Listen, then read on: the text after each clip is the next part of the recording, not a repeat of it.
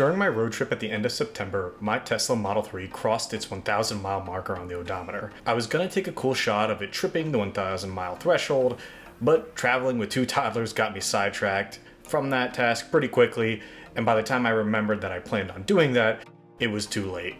Given that I'm now closer to 1,700 miles, and I'm also well into over a month of owning the vehicle, I wanted to give my takes on how things have worked out so far. Hi everyone, it's Max, and today I want to give you my 1,000 mile review of the 2023 Tesla Model 3. To make things easier, I'm going to break this into segments going over both the good and the bad so far, and given that I always prefer to end on a positive note, let's start out with the bad. Important to realize that while I'm going to talk about things that I don't love about the car, I still would recommend this car to everyone. They are going to definitely sound like nitpicks because all in all, I think it's a great vehicle. But they're just things that aren't perfect, like with anything, that I want to talk about today. So let's get into the bad. And the first thing that I want to talk about is the keyless entry response when you're using your phone. I'm not sure if it's just my iPhone or if it's a blanket issue, but this doesn't always seem to work for me, at least not right away. Once I actually unlock my phone and then go to open the door, typically it solves the issue and finally kicks in. But about 1 out of every 10 times, I seem to get a lag, especially if I'm trying to open any other door but the driver. This also always seems to happen when my hands are full too, or the weather's bad, which just adds to the annoying factor with getting in the car this way. Similarly, we actually have our car linked with the MyQ Garage app, which automatically opens and closes your door based on proximity when you are coming to or leaving your garage. This works most of the time, but again, sometimes it does fail for no apparent reason. It basically makes having your standard garage opener within reach incredibly important anytime you're in the car, so you're not fumbling around in the middle of backing up or approaching, expecting the garage to already be opening or closing. It also makes actually paying attention before you completely pull away from your house incredibly important, so you don't accidentally pull away and leave your garage open. So I just wish that this application, which you do have to pay a fee for monthly to use and integrate, worked more consistently since you're being charged. Something else that I also don't love is the delay in the availability of advertised features such as parking assist or summon. Now I know when I paid for enhanced autopilot that it stated that these features are coming soon. I'm still annoyed that the cause of the delay is tied back to a decision to remove hardware from the vehicle themselves, the car no longer having the ultrasonic sensors. It kind of boggles my mind that this was yanked with the applicable features that required that hardware prior to the Tesla cameras actually being a full solution with the current software. The car and the autopilot still cost the same, so the decision doesn't quite make sense to me, and there seems to be no end in sight for actually having these features added back into what I paid for. In looking at the exterior design of the car, it's really hard to find much to complain about. My biggest pet peeve probably has to be the lack of automatic liftgate on the frunk. Not only is the frunk frustrating to close given the way you have to carefully align your hands around the Tesla logo and gingerly press it down. A lot of times I only get one click and have to press again to get the second click to make sure it's closed all the way, which is kind of annoying. But when you apply pressure to the car, more often than not, you're pulling away and leaving handprints. I can't tell you how frustrating it is to me to have an immaculately clean car until you go to use that frunk and leave those greasy handprints behind, which kind of ruins the whole aesthetic of the car. It honestly makes me use the frunk a lot less because I just simply don't want to have to deal with fingerprints all over my hood. So yeah, I wish that they had an auto liftgate for the frunk. Another common complaint for Tesla is the paint. I think it's widely known that the paint quality and durability is not the best for the type of car this is. And with no grille on that massive bumper, there's a lot of room to pick up nicks and scratches. We ended up opting for a full frontal PPF, which has definitely protected us from getting scratches and keeping the car looking new, but I still count it as a downside to the car because I've never had to pay for that in a vehicle, and now I'm shelling out almost $2,000 for a protective film to protect paint that just isn't great to begin with. Now, I would recommend PPF to anybody. If we drive through a bad rainstorm, it looks like the car has gone through a car wash and stays looking brand new.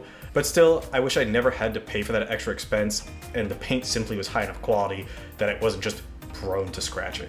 The next item I have is the application availability and their functions on the infotainment system. There's very limited apps to begin with if you don't use the various services that Tesla has partnered with. Granted, by the time I bought my car, Apple Music was already available, but it's still not a perfect solution.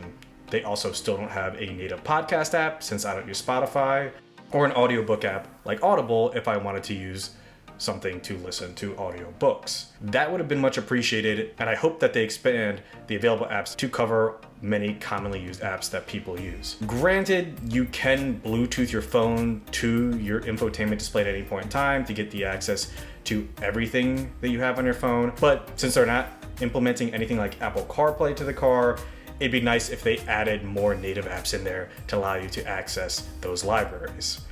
Another complaint that I have about Apple Music specifically, and I know I might get some hate about using Apple Music versus Spotify, but the application on the Tesla frequently prompts me to log back in for no apparent reason, which is super annoying if you're already driving and realize that you can't access the music library that you thought you would just click into. Also, any playlist that automatically updates itself like a recently added doesn't show up in the available libraries playlist in Apple Music for whatever reason. So that's kind of annoying too if you happen to use any of those playlists like I do to try to access specific songs or libraries that you've recently added to your iPhone. The final item that I have is the navigation. I'm not sure why this happens, but on some trips, my native Tesla GPS routes me on ways that are longer routes than my Apple Maps or Google Maps, which is addedly strange because I was under the assumption that it used Google Maps to route your destination. Even more bizarre than that is if I ignore Tesla's directions and follow my Apple Maps, for example, I can see the ETA go down in the Tesla's navigation once it changes to align with whatever detour I took to match my Apple Maps. It's not something I can explain and is just kind of annoying, although I've really only noticed it on the long road trip that I've taken. I could talk a bit about FSD, but I already have a full video on that I'll link in the video now.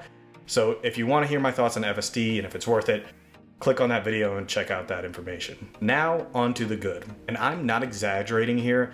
This is by far the most I've ever looked forward to driving a car. I find myself deliberately going out of my way to run errands, to go into the office, to get the kids, all just to get behind the wheel. The interface, the sound, the handling and driving, they're all superb. And it's not like I'm a stranger to driving a luxury vehicle. I drove a BMW 335 Xi 2 cars prior to the Tesla, and even that doesn't compare to how much I like driving this car. The car is so quick. I feel that I'm truly in control, more so than I ever have before when driving on the road compared to other drivers around me, and overtaking them when the situation calls for it is a breeze. For the money the car costs, in my opinion, this is the best commuter car available currently on the market. And just looking at the exterior of the car, the thing is beautiful. I've heard a lot of comparisons saying that the front looks like a Porsche, which may be a bit of a stretch, but I still think the car looks super sporty while still having accents that make it clear that you are driving a Tesla. I love the inside of the car. The one screen, which at first to me was a weird concept, has become easy to get used to and is now second nature. The interior of the car is just so simple, and there's an elegance that comes with that. The glass roof and the oversized windshield make the car feel much more spacious than any other car of similar size. And honestly, riders are usually blown away immediately when they sit down in the car when they see how big that actually feels. And in talking about the seats themselves, well, it's like sitting in a marshmallow. They're seriously some of the most comfortable seats that I've ever sat in a car. And as far as looks are concerned, I went with the white interior, and I love the white interior. I think it adds a nice futuristic look to the car. And as for keeping the white seats clean, as I was honestly concerned about and read about before I bought the car, it's a breeze. I have a 1-year-old and 3-year-old, and I can tell you getting messes off these seats is as simple as a wipe or a wet washcloth away. So if your concern is keeping the white seats clean, these things are crazy easy to maintain. Space and storage wise, the car also has a lot of that. I have a whole video on packing the car up for a weekend trip that you can see how much you can fit into the thing, but between the large trunk and the frunk, you can really load this car up and it can be your family vehicle for weekend getaways. That's awesome for such a small car, and that's without a roof rack or roof carrier or anything like that. And of course, I can't finish the pros without talking about the savings of driving an electric car, because it really is incredible. When you take the car from about 20-ish% to 80%, it's run us about $4 to $8 to get it between those two levels. We have to do this about once a week. So when you compare that to me filling up a tank of gas once a week previously to satisfy our needs, it's really a significant amount of savings per month that we're getting by charging at home. Important to note though, that you would not necessarily get these savings if you were charging at a commercial charger versus charging it at home. We charge it at home and we get reduced rates as a result, so definitely do that if you're buying one of these vehicles. Anyways, I really can't say enough about how much we love this vehicle. It's to the point that when I trade in my SUV in a few years, I'm hoping to be able to trade it in for one of the larger Tesla models that we can use as the new family travel vehicle. But yeah, that's my review. If I've done my job here and talked you into buying one of these amazing cars yourself, please feel free to use my referral code. As always, it's linked in the description below. It will give you $500 off and 3 months of full self-driving, all for free. All credits that are earned through uses of my referral code will continue to be used to turn into more content for this channel for you, the viewer. That's all for today. If you like this content and you want to see more, please like, comment, and subscribe to see more. Thanks for watching. Until next time.